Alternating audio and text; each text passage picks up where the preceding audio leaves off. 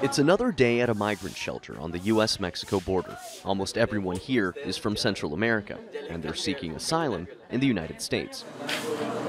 In the past, migrants would be allowed to wait in the U.S. while their cases were considered, but a change in policy by the Trump administration now requires them to be sent back to Mexico until their case numbers are called.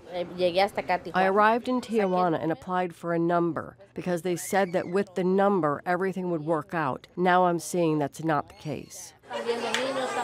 Most of the people at this shelter have been here for several months. Many of them tell us they don't feel safe.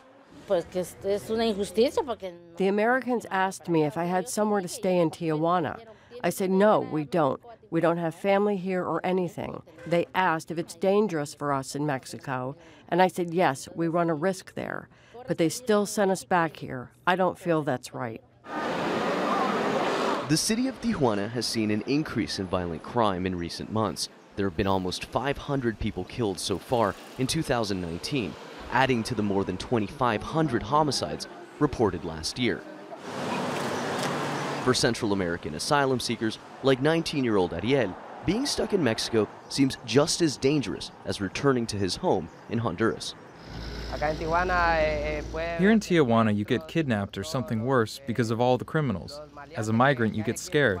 But no matter, I suppose we have to stay here for some time.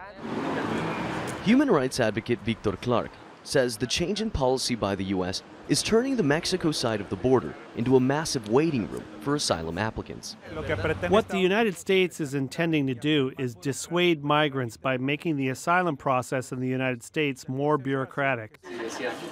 An estimated 240 individuals have been sent back to Tijuana under the Trump administration's Remain in Mexico program. But as the policy expands to more cities along the border, that number is expected to rise significantly. U.S. officials have defended the policy of returning Central American asylum seekers to Mexico, calling it a vital response to a crisis at the southern border. But human rights groups warn that the program could have the opposite effect and push more desperate migrants to cross over illegally. Manuel Rapalo, Al Jazeera, at the U.S.-Mexico border.